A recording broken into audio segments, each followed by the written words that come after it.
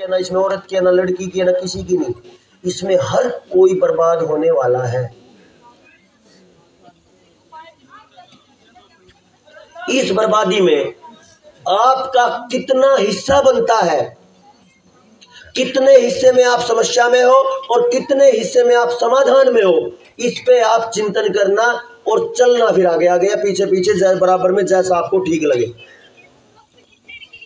आपके स्वाभिमान के साथ, आपकी इज्जत के साथ, आपकी आबरू के साथ, आपकी पगड़ी के साथ, आपके खिंडके के साथ, हर चीज के साथ ऐसे खेला गया है जैसे आपकी पगड़ी को ठोकरें मारी जा रही हो हर दिन। मुझे ऐसा लगता है जब कोई गांव की कोई बेटी, कोई भाई अगर समाज में ही एक ही पड़ोस में रहने वाले ब्याह करके भाग जाए तो मुझे लगता है कि ये मेरे ही बाप के सिर पे ठोकर मारी है। अगर मुझे लगता है तो इसलिए मैं चिल्ला रहा हूं, आपको लगे तो आप भी चिल्ला लीजिए, ठीक है ना जी। ये सारी की सारी जो समस्या है, इसका एक पक्ष मैंने आपको बताया,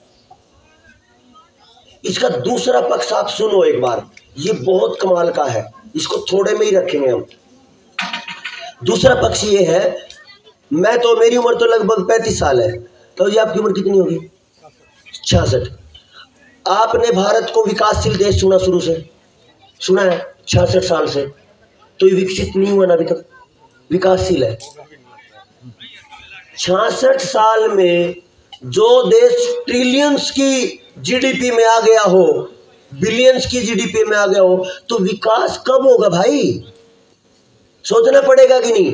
तो मैं बताता हूं आपको विकास क्या है। आज इसको समझना गहराई से कि विकास ये जीडीपी वाला नहीं था, विकास तो कुछ और था, और जो विकास कुछ और था वो हमें बताया नहीं गया, उसको आज जान लो आप। कहते हैं ये जो देश इस टाइम बैठा है, ये पूरी तरह अंग्रेजों की नकल का आदमी है। चाहे आप अपने पहनावे से देखो, चाहे आप अपने खान पान से देखो, चाहे आप अपनी भाषा से देखो, चाहे आप अपनी औषधियों यानी भेषज से देखो, चाहे भजन से देखो। भजन भी अंग्रेजी, भोजन भी अंग्रेजी, भूषा भी अंग्रेजी, औषधियां भी अंग्रेजी, भाषा भी अंग्रेजी, सभी अंग्रेजी हो गए, तो हम अंग्रेजी बैठे हैं। तो इस अंग्रेजियत के बारे में एक बात निकल के आती है कि अंग्रेजियत क्या है। पहले मुझे ये पता तो हो कि अंग्रेजियत है क्या, तभी तो बात करूंगा मैं।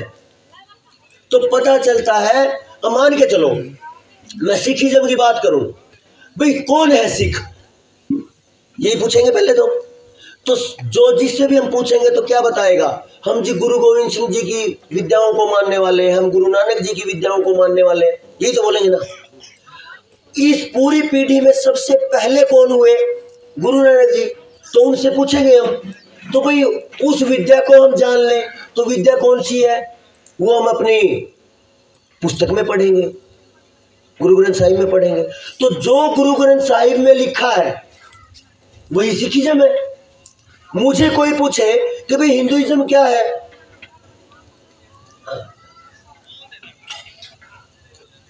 तो क्या बताएंगे? कोई मुझे पूछे कि भाई तू क्या है, तो मैं बोलूंगा जो वेदों में कहा गया है। क्या कहा गया वेदों में? एक ओमकार सतनाम वाहेगुरु, ये वेदों में कहा गया क्या? अरे कहा गया है। गुरुवाणी में ये कहते, मेरे को इतना ही समझ आया बस, एक ओमकार सतनाम वाहेगुरु कर्ता पूरक, यही है ना। अब मैं आपको वेदों के बताता हूं। परमात्मा एक है, उसका निज नाम ओम है, और वो पूरी सृष्टि का कर्ता है, वो सृष्टि का बनाने वाला है। तो जो गुरुवाणी है उसमें तो मेरे ख्याल से यही बात थी, एक ओमकार सतनाम वाहेगुरु, यही तो है। तो मैं परंपरा को मानने वाला ये है। तो फिर कोई अगर मेरी संस्कृति को पढ़ना चाहे तो क्या पढ़ेगा? वेद, या तो वेद पढ़ेगा या गुरुवाणी पढ़ेगा, यही तो है। तो हम अपने आप को मान लेंगे, जांच लेंगे। अब इसी तरीके से कोई अगर ये कहे कि भाई अंग्रेजियत क्या है, तो फिर अंग्रेजियत को देख लेते हैं क्या है।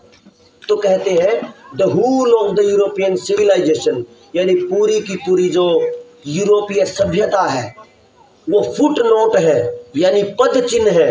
किसके? प्लेटो के। प्लेटो उनका एक दार्शनिक हुआ है। सुकरात, प्लेटो, अरस्तु, लिबनिट्ज, देकार्त, ऐसे ये बहुत सारे नाम है। तो सबसे पहला जो सबसे बड़ा गुरु है वो कौन है? प्लेटो। तो राजीव दीक्षित जी ये कहते हैं कि मैंने सोचा कि चलो प्लेटो को पढ़ के देख लेते हैं ये क्या बीमारी है, ताकि अंग्रेजियत समझ तो आए, हमें पता तो चले अंग्रेजियत क्या है। बोला मैंने प्लेटो की 2 पुस्तकें, उन्होंने अपनी पूरी जिंदगी में 2 पुस्तकें लिखी, वो मैंने पढ़ी। एक पुस्तक है परिवार समाज कैसा हो और दूसरी पुस्तक है शासन कैसा हो, द रिपब्लिक और द लॉज। द रिपब्लिक में जनता है और द लॉज में शासन है। तो मैंने रिपब्लिक पढ़ी, तो शुरू में ही महाराज जी क्या कहते हैं, कह रहे हैं आदमी में आत्मा होती है और राजा में आत्मा होती है, औरत में तो आत्मा नहीं होती। ठीक है जी। अच्छा, जब आत्मा ही नहीं होती तो वो केवल भोग की चीज है, लाओ यूज करो फेंक दो। अच्छा, हम भी यही कहते हैं क्या? हम तो कहते हैं मातावत परदरेशु परदरवेशु नोष्ठवत आत्मवत सर्वभूतेषु या पश्यति स पंडित यत्र नार्यस्तु पूज्यन्ते रमन्ते तत्र देवता। सुना होगा ये? किसी दूसरे की माँ बहन को अपनी माँ बहन समझो, किसी के दूसरे के धन को मिट्टी समझो और किसी दूसरे जीव को आत्मवत समझो। जैसा मैं हूं वो मेरा समाज है। यत्र नार्यस्तु पूज्यन्ते, जहां पे नारियों की पूजा होती है वहां पे देवता निवास करते हैं, ये मेरा देश है। और वो क्या कहते हैं, यूरोपीय सभ्यता का सबसे बड़ा आदमी ये कहता है कि औरत में आत्मा नहीं होती, वो यूजेबल डिस्पोजेबल चीज है, यूज करो फेंक दो। इसलिए वो कहता है मैंने 4 शादियां करी और 4 शादियां करके छोड़ दी सभी को। तो ये गंदगी उनकी है, समझ रहे हो? अच्छा, एक बात बताओ, एक ने शादी करी छोड़ दी, यानी ये कह लो कि छोड़ दिया, एक ही बात है। फिर दूसरी करी, दूसरी छोड़ दी, तीसरी करी, तीसरी छोड़ दी, चौथी शादी करी, 5वीं करी, 10 करी, सब छोड़ दी। अब बच्चे भी हुए। अब एक बच्चा है, उसके बाप ने दूसरी शादी कर ली और मां ने दूसरी शादी कर ली, तो बच्चा क्या है? बच्चा तो अनाथ है। तो जिस समाज में माँ भी दूसरी शादी करके रह रही हो और बापू भी दूसरी शादी करके रह रहा हो, इसका मतलब वहां पे परिवार नहीं है। तो वहां पे परिवार की व्यवस्था है ही नहीं। पूरा अमेरिका, पूरा यूरोप, जितना भी ईसाईयत का है, जितना यहूदियत का है, वो सारा का सारा जो एरिया है वो बिना परिवारों का है। तो वो कहता परिवार की जरूरत ही नहीं, बच्चे तो एक्सीडेंटल है, बच्चों की जरूरत नहीं है, वो तो एक्सीडेंटल है, बस हो जाते हैं तो फेंक दो। और राजीव दीक्षित जी बताते हैं कि उसने, वो कह रहा है कि मुझे 5 बच्चे हुए, एक को मैंने रखा, 4 फेंक दिए, एक को कुत्ता खा गया, एक को भेड़िया खा गया, 2 कॉन्वेंट स्कूल में पढ़े और एक मैंने अपने पास रखा। ये कौन कहता है? प्लेटो, अंग्रेजों का बाप। अपने बारे में करें। हाँ। अच्छा, एक बार उनको और अपने को देख लो, थोड़ा सा झांक लो थोड़ा अंदर। क्या मेरा बापू भी यही कहता है? आपका दादा कहता हो, परदादा कहता हो? कभी नहीं। अरे कोई तो कहता होगा। कोई नहीं। तो नहीं कहता तो हम अंग्रेजियत में है क्यों? सोचना पड़ेगा ना। और मैं आपको बताऊं क्यों मैं ये बात कर रहा हूं, नहीं तो इस बात की जरूरत नहीं थी। ये जो पीढ़ी बैठी है भाई, ये आखिरी पीढ़ी है। कौन सी? जिसने अपने बुजुर्ग भी देखे और जिसने अंग्रेजियत का नंगा नाच भी देखा। ये अंतर कर सकते हैं अपने भले बुरे में। अगर ये 10 साल 15 साल बाद जाएंगे तो मेरे वाली ये जो जनरेशन है ये 50 के आसपास होगी, तो हमें सुनने वाला कोई, तो अगली जो पीढ़ी होगी वो शुद्ध रूप से अंग्रेज होगी। फिर कोई ये चर्चा करने वाला नहीं होगा। इसलिए हम जोर जोर से दिन रात दौड़ रहे हैं कि भाई ये जो थोड़ा सा जो बीज बचा है, ये जड़ बची है जो उखड़ने वाली है, इसको दोबारा लगा दो ताकि फिर फुटाव आ जाए। फिर क्या पता कोई धुरंधर पैदा हो जाए। और ये पौधा बचा का बचा रह जाए। फिर आगे वो क्या कहता है, औरत को वोट डालने का भी अधिकार नहीं है, औरत को कोर्ट में गवाही देने का भी अधिकार नहीं है, और सबसे खतरनाक बात वो कहता है, जिस औरत को आदमी ने छोड़ दिया हो उसको मार दो, वो चंडाल है। और उसका नाम दिया है, अगर गूगल करोगे, विच हंटिंग, डायन, डायन को मार दो, विच हंटिंग।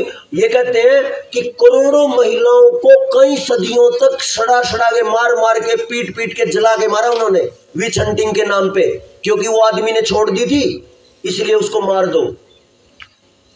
अच्छा, गुरु गोविंद सिंह जी के पिताजी ने अपनी पत्नी को मारा था क्या?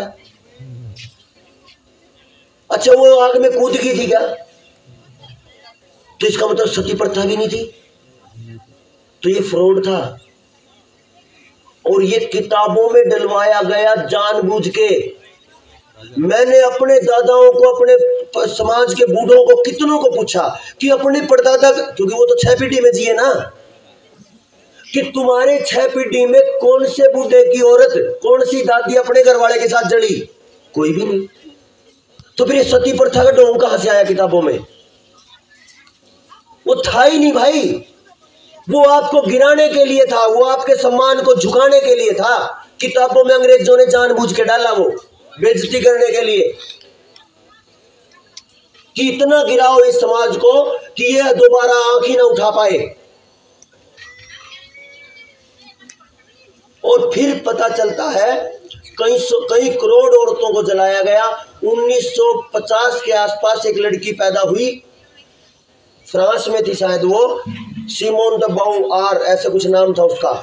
उसने एक संघर्ष किया महिलाओं के लिए, हजारों महिलाओं को मार दिया गोलियों से सरकारों ने, फिर भी वो आंदोलन नहीं रुका, करोड़ों महिलाएं इकट्ठी हो गई, तो उनको थोड़ा सा अधिकार मिला। 2 पुरुषों के बराबर, 2 औरतों के बराबर 1 पुरुष की गवाही, यानी 2 औरतें गवाह होंगी तो 1 पुरुष के बराबर गवाही दे सकती है। आज भी अमेरिका की राष्ट्रपति औरत नहीं बनती है क्या? ये है मामला। और उनका विकास ये है कि परिवार नहीं होने चाहिए, केवल एक आदमी, और उनकी व्यवस्था होनी चाहिए। पूरी दुनिया इस बात को माने कि औरत में आत्मा नहीं होती, औरत एक यूजेबल चीज है, यूज करो, फेंक दो। ये उनका टारगेट है। और अब भारत विकसित देश होने की तरफ बढ़ रहा है, क्योंकि अब लिव इन रिलेशनशिप का जो एरिया है उसकी तादाद करोड़ों में है। रखैलों की तरह, वैश्याल्यों की तरह हर जगह लड़के लड़कियां धक्के खा रहे हैं। बच्चे पैदा होंगे तो उनके लिए सरकारों ने हर जिले में केंद्र खोल दिए हैं अवैध बच्चों को पालने के। जैसे प्लेटो ने अपने 2 अवैध बच्चों को कॉन्वेंट में पढ़ाया था 2000 साल पहले, 2500 साल पहले। योजना पता चली, एक आदमी ने लगभग 500-600 ईसा पूर्व, यानी 2600 साल पहले कोई योजना दी, और उस योजना पे पूरी अंग्रेजियत काम करने लगी, और उसका परिणाम आज वो अपने टॉप लेवल पे है। परिवार नहीं बचे, कुनबे नहीं बचे, पूरा कुटुंब नहीं बचा, घर नहीं बचे, घर की जगह कबूतर खाने हो गए। एक कबूतर खाने में पति पत्नी, 1 बच्चा या 2 बच्चे, अब तो 1 भी नहीं है। टारगेट क्या है? हम 2 हमारे 2, बड़ा परिवार दुखी परिवार, छोटा परिवार सुखी परिवार। ये क्या था कि भाई बड़े परिवार मत रखो, पहले छोटा करो, छोटा करते करते फिर ऐसी योजनाएं ला दो कि बच्चे पैदा होने ही बंद हो जाए, और जो हो वो अवैध हो, संबंध ना हो, विवाह ना हो, और ये गंदगी मचे इस समाज में। तो क्या ये हमारे लिए ठीक है? नहीं। बोलने नहीं, इसका मतलब क्या है? नहीं। मूक असहमति है, मूक सहमति है। अब इसको देखना पड़ेगा कि ये मामला कहां तक जाएगा। अब जो विकसित देश की बात मैं ताऊ जी कह रहा था, अब भारत विकसित होने वाला है, धड़ाधड़ लोग मरेंगे पूरी दुनिया में। और अब हाँ, एक कमाल की बात याद आई, आपने अगर पढ़ा हो 20 दिन पहले खबर छपी, 1 महीना पहले खबर छपी है, पूरी इटली में पिछले 4 महीने से एक भी बच्चा पैदा नहीं हुआ आफ्टर कोरोना। मेरी बात सुनी नहीं क्या? सुनी। पूरी इटली, पूरे देश की बात कर रहा हूं मैं, किसी छोटे मोटे गांव की बात नहीं कर रहा मैं। इटली में एक भी बच्चा पैदा नहीं हुआ 4 महीने से। तो भारत में भी ये होने वाला है। करनाल में पिछले साल 2023 में अकेले करनाल में 1,30,000 बच्चे टीके से पैदा हुए हैं, IVF से। तो नपुंसकता और बांझपन किस लेवल पे है, सहज ही अंदाजा लगाओ आप। क्या ये सरल बात है? आराम से बैठने की बात है या आराम से सोने की बात है? अगर लगता है कि ये आराम से सोने की बात है तो आराम से सो, चद्दर तान के, ठंड भी पड़ी है, गर्म करके चद्दर को। और अगर आपको लगता है कि नहीं बहुत खतरनाक है, आने वाला हमारा समय बहुत गंदा है, तो ये रजाइयां इसी समय फेंकनी पड़ेंगी, निकलना पड़ेगा। आज आप एक गांव में एक भाई के पास टाइम बिता रहे हो, तो कल आपका पड़ाव कहीं और होना चाहिए, तो बात बनेगी, नहीं तो बात बनने वाली है नहीं, है ना? तो कितनी गंभीर है। अब विकासशील और विकसित का पता चला।